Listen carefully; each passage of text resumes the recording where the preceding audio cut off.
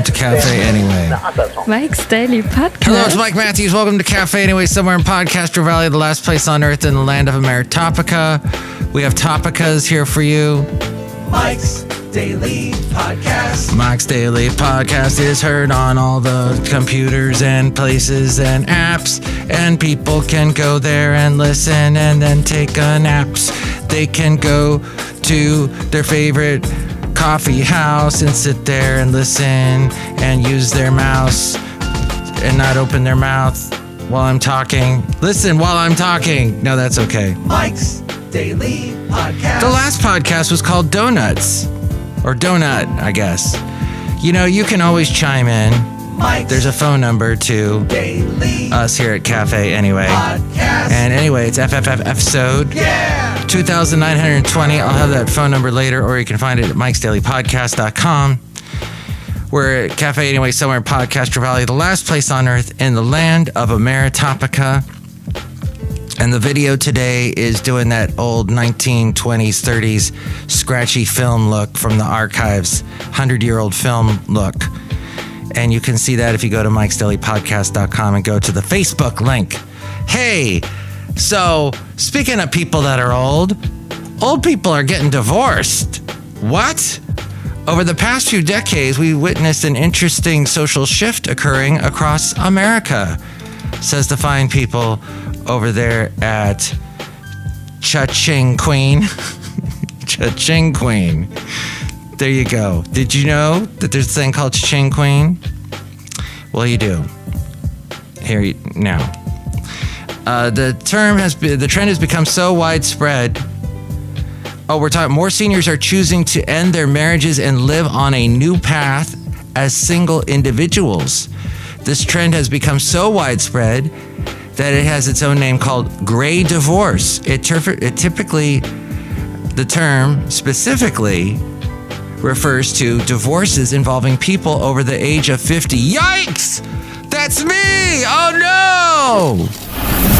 And here's today's podcast picture. Well, I'm already divorced, so much for that. And I don't think I was in my 40s when I got divorced, so I did not technically qualify for gray divorce. While divorce in general has become, and it's sad, and I stay friends with the ex-wife, and it's amicable, and, you know, I don't know. We tried everything to be prepared for this, and it's just, all I can say is it just didn't work. Sometimes it just doesn't work, but I suggest strongly marriage therapists.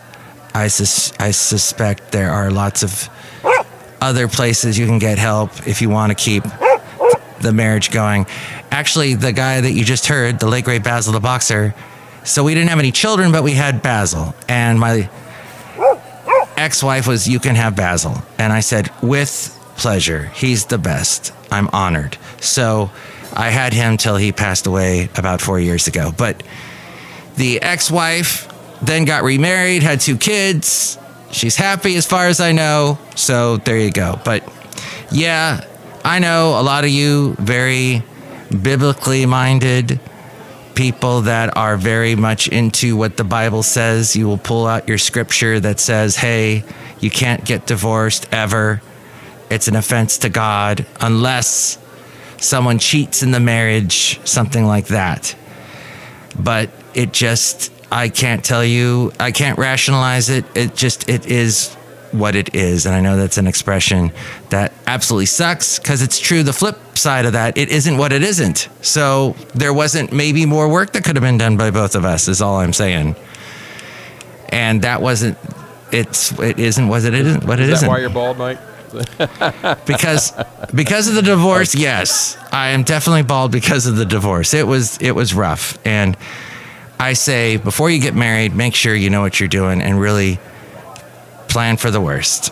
And make sure that you know your person and your partner, and you'll be able to weather any storm, and that you got places that you can get help if you have some very difficult times. But here we go with gray divorce. The term is specifically referring to divorces involving people over the age of 50, and while divorce in general has become much more accepted in modern society, the rise of gray divorce signals some deeper changes in how we view relationships, aging, and personal independence later in life. They mentioned here that, any other interesting notes from this? This phenomenon represents a truly profound transformation Danger, Will Robinson, danger. in the landscape of relationships among seniors.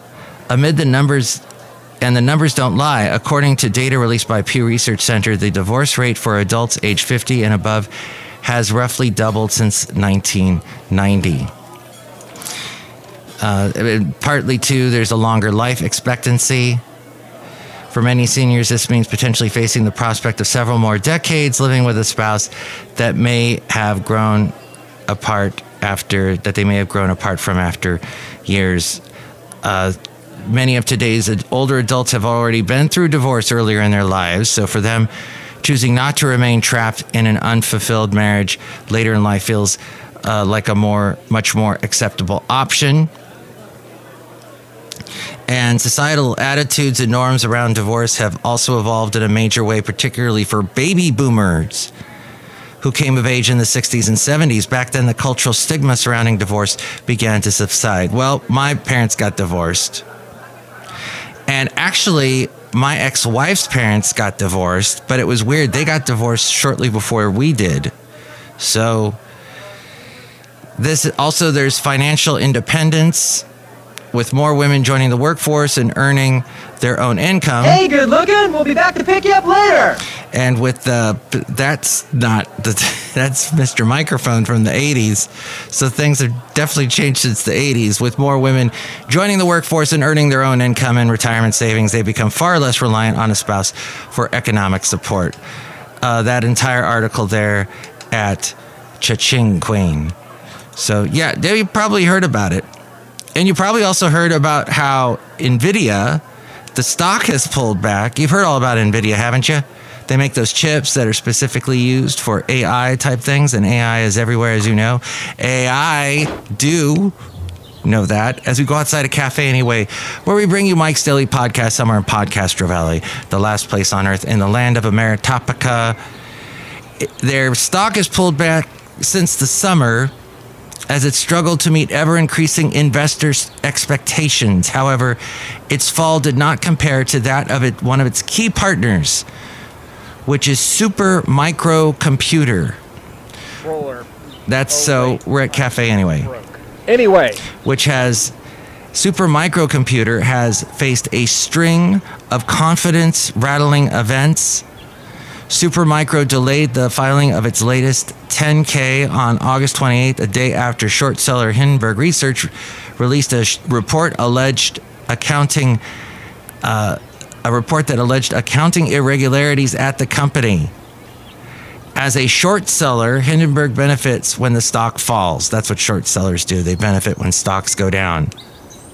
The Wall Street Journal on September 26th reported that unnamed sources indicated that the Department of Justice had launched a probe into Supermicro. Their stock was having a rocky time before the recent news. It's down about 60% over the past 6 months. And NVIDIA has had 2 declines in the last 10 years that exceeds 50%. It looks like a pullback is increasingly unlikely, it says here, because NVIDIA holds a more substantial competitive advantage. Although companies like AMD and Qualcomm have begun to develop competing products, NVIDIA is far ahead. Performance backs high multiples. NVIDIA has gotten a substantial boost in its valuation. Mike is awesome. Thank you. I did not get this information from that guy, though, who usually gives me all kinds of interesting business news. So I got all that, though, from the folks over at The Motley Fool. But they did not tell me about this. This I found out from the people over at Business Insider, and that is Dell. Yes, the computer that I'm recording this onto now. Dell is mandating all global sales workers return to the office 5 days a week. The tech giant said it would help the sales staffers harness a high-energy environment by going back to work. This follows Amazon's similar move announced earlier, ending remote work from January. And so the tech giant Dell has sent a memo to its entire global sales team on Thursday. And they say the expectation is that all global sales team members who can work from a Dell office be on site 5 days a week, regardless of role. I notice in my media job, I work in broadcast media, that our salespeople are not coming back to work. I have not seen them. I rarely see them. When I see them, it's like, whoa, I haven't seen you in months. Last time I saw you, you had hair on your head, and now you're bald, like me. Good job. It's a trap! No, it's not. Being bald is awesome. You don't have to worry about shampoo or going to the barber or any of that fun stuff. In February, Dell told workers who opted in for hybrid work that 3 days on-site a week was sufficient, but that has changed. The company has also begun monitoring their attendance by tracking badge swipes and categorizing workers with color-coded flags. What's it called? Coffee badging. When you come in, you do the badge swipe, you have a cup of coffee, and then you leave. Well, they're keeping an eye on that kind of thing because so many people were doing it. It's changing, folks.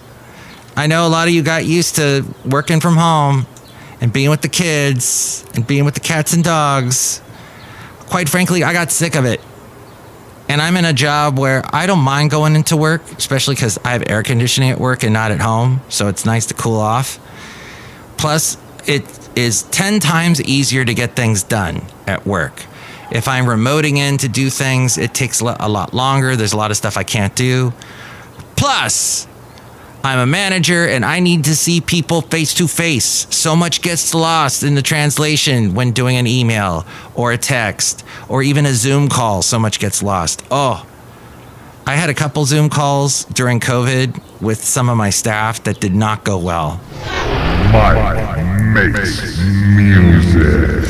It's got to be face to face. Everybody, when they work face to face, they see each other and they see their face to face and they go, oh my gosh, that makeup looks awful.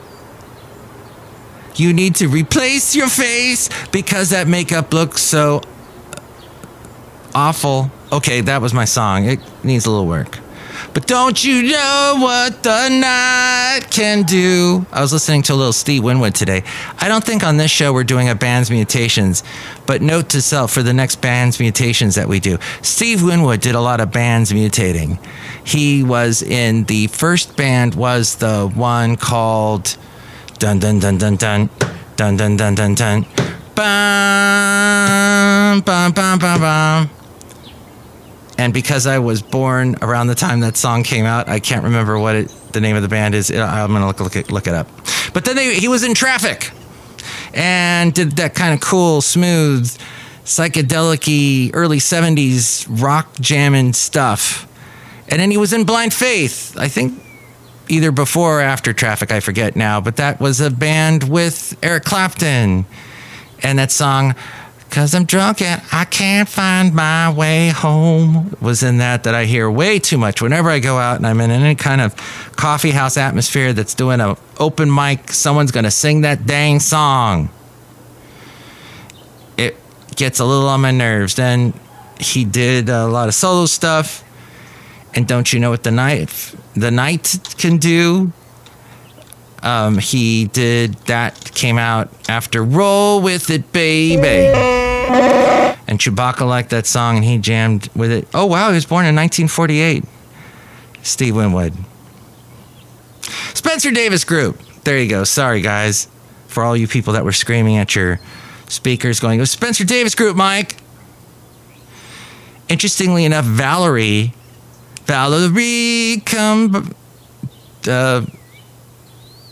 Was it Valerie? Call on me, Valerie, come and see me. I'm the same boy I used to be. Bam, ba-dum, bam. He actually released that early on in the early 80s, and then when he got popular with Back in the High Life Again, that album that had Bring Me a Higher Love, the finer things keep shining through, he re-released that song, remixed it, and then had a big hit with it. So it had a second life. And then came Roll With It. He got to the top of the charts with that song, Roll With It, Baby. And on that album was Don't You Know What the Night Can Do? Oh my gosh! I did not know this. And it's funny because, okay, wow. That song, Roll With It, Baby, was the number one hit. It was the song that was number one when Casey Kasem was counting it down on the American Top 40 show that I used to run. And I started running the show shortly before. Don't laugh as I reminisce. That song was getting to number one about the time they gave me the job of playing back American Top 40 on 2 record players. We had 2 record players there at Y97 Santa Barbara's Hot FM. And I would get there at 6 in the morning on a Sunday. And I did this for over a year. And Casey Kasem's show was only 4 hours. But at 6 o'clock, they said, Mike, from 6 to 6:30, you can be on the air. Oh, wow, that's exciting. So they gave me about 7 songs that I played from 6 to 6:30. Then at 6:30, we played this half-hour public service show that was something to do with a guy, I think his name was Tom Carroll, and he would interview local people in Santa Barbara. This was in Santa Barbara. And he would interview people, and I'd have to play that back. They'd give me a tape every week to play back on a reel-to-reel. And then after that, we'd play a 1-hour show of some kind that came on record. One time, for a while, it was a show called, what was it on? It was a show about new music that was coming out. I can't remember. What was that all about? I don't know what it was all about.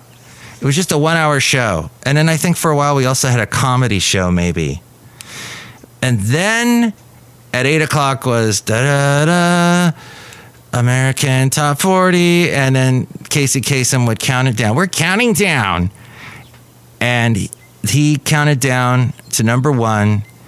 It was Roll With It, Baby, Steve Windward. I remember I packed a sandwich because I was there for 6 hours on a Sunday. So I learned really well how to make a sandwich. In my late teens, usually with ham, which was not good for me. I consumed way too many sulfates back then. Don't eat your ham sandwiches, folks. There's many other healthier type sandwiches you can make. Definitely use avocado in some way. How about avocado and ham, Mike? No, stay away from the ham is what I'm saying. So what I'm saying is that I was there when Casey Kasem counted down to number one, saying it was Roll With It, Baby by Steve Windward. And then he said, that's it. I'm done. This is my last show. Thank you. Shadow Stevens is taking over for me next week. There, Mike. How are you? I'm good. I just finished my story. So Shadow Stevens took over the next week. And then Casey started his own countdown show called Casey's Top 40. And he did that for a while. So that's why when you hear on your local 80s rewind type station playing back Casey Kasem's American Top 40, it only goes up to about 88 when that song got popular. And then there was later on, I'm sorry, you can also hear Casey's Top 40 from the 70s. And that's interesting because Casey sounds a lot more mellow back then in them days. He was a lot more quiet and calm. And we're counting down to a song by Jim Croce called If I Could Put Time in a Bottle. And here he is now on American Top 40. It's a whole other Casey. It's fascinating. Okay, so Roll With It. What is the matter with you? I'm telling stories that are fascinating. Who was on the drums with Roll With It? Oh my gosh, it does not say. on Wikipedia. Interesting. It just says the Memphis Horns were on it. That's why I got that awesome horn section, which was Wayne Jackson on trombone and trumpet and Andrew Love on tenor saxophone. Oh, Steve was on drums. What? No. Okay. Wow. And then Don't You Know What the Night Can Do was and it was the first, by the way, Roll With It was the first #1 song of Shadow Stevens' hosting tenure. So it had been #1 for a couple weeks in a row. And it was also in the movie Nuns on the Run. I'm sorry, Dave. I'm afraid I can't do that. No, that clip was not from Nuns on the Run. That's from Space Odyssey 2001. But there was... Nuns on the Run was interesting because it was one of the last movies Handmade Films did. And Handmade Films was basically helmed by George Harrison of the Beatles. And he also did with the movies that were made by Handmade Films, there was also Time Bandits. That was one of my favorites. Let's see. So if we go to the album Roll With It, I'm just checking real quick that the drums were... Oh, John Robinson also did drums. And so what I was going to say was that a lot of the songs that Steve was doing, like Don't You Know What the Night Can Do, that little keyboard riff, it could be like a music you'd hear on a news report. Taking a look at the news today. The hurricane was really strong and it knocked over a bunch of houses. And then there's that one part in the song, Bring Me a Higher Love. It's towards the end of the song where it's how strong it can be. Before he goes, whoa, bring me. There's the childish nicknames, the crazy conspiracy theories, this weird obsession with crowd sizes. I don't think that was the lyrics to Bring Me a Higher Love, but yeah, that little section there, that to me always sounded like a news report. There's a lot of news report sounding music in the 80s, is what I'm saying. Okay, so the point is that Dell people got to go back to work. It ain't on fun and games anymore. Speaking of work, I hope you get to work. I hope you have a job because California leads the nation with the most unemployed people per job opening. It tops the list with the highest rate of unemployed people. It is 1,500 per 1,000 job openings. Washington and Nevada rank second and third respectively. North Dakota has the lowest rate of unemployed people per 1,000 job openings. And let's see, the AI, the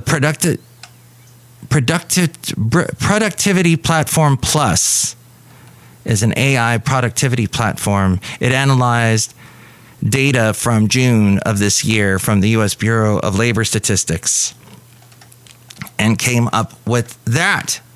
And I got that email from the fine people there at Plus that sent that to me. Wow. This is the longest email. Let's see. What is so California is the worst. And who is at the bottom? 257,000 votes. This happened last week. A judge ruled in Georgia that are missing from the 2020 election. This just came out. You're behind. So your source is Trust Me, Bro? That's your source? So your source is Trust Me, Bro? No, Mike Lindell. It is not. It is actually from this Plus AI data processing. But apparently Oregon is doing much better than us. They're at the bottom of the list. So, okay. Look outside of Café Anyway. Look who's here. Hello, Mike Matthews. It's Chely Shoehart, the gift shop supervisor. All that AI stuff is interesting, Mike Matthews. Yes, you have AI in your snow globes. That's right, Mike Matthews. Inside the snow globe, there's water. And that AI is what is causing all the little snow to fly around in the snow globe, Mike Matthews. That's ingenious. Who came up with that? It wasn't Mike Lindell. I think it was me. Oh, really? Should I trust you? What's your source? Your source is trust me, bro? I don't get it. What? It was that was said at the Democrat convention, that little exchange between, who was it? Mike Lindell and Noah, the kid that's 12 years old. Knowa was his name. So that was there at the Democrat convention. Look who else is here. Hello, Mike. This is Floyd the Floorman. How's the mic, Mike? And this is John Deere, the engineer. Mike, how is the mic? The mic seems to be okay. It seems to be picking up our voices. That should be good enough for all of us listening to the podcast, that our voices are being picked up. And thank you for listening and hearing that band's mutation about Steve Windward and all that stuff. And I have friends that really don't know the 80s that much, that when they hear Steve Windward, they say, is that guy that sings Sledgehammer? No, that's Peter Gabriel. But yes, they're both British and they both sound very alike. So yes, easily confused. And there's a whole band's mutations thing about Peter Gabriel and Genesis and all that. But with all that stuff and all these questions and answers, by the way, there's no such thing as a stupid question. Only stupid people. No, like that's Gallagher. Gallagher said that. I would rather reframe that whole statement. I would say, if you're going to ask a question, make sure it's a smart question. Think it through before you ask the question. And then if you're going to give an answer, the answer is never, ever, ever. The answer is never, what? You don't know that? Never. Right. Yes. Don't do the condescending thing. I can't remember. I can't accumulate in my brain how many times I have heard somebody say, if I just ask a simple question, what? You don't know that? What?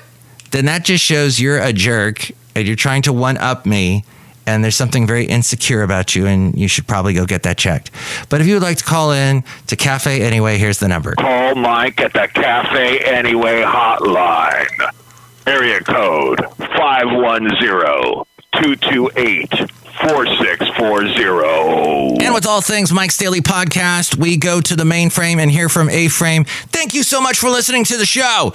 And tell all your friends, don't you know what the night can do? Such a catchy song. Nobody plays it anymore, even though it was in the top 10, but there you go. And what happened to Shadow Stevens? Hey, Shadow, if you're listening, give us a shout-out, Shadow. Thanks. Mike's Daily Podcast is written and produced and performed by Mike Matthews. His podcast is super easy to find.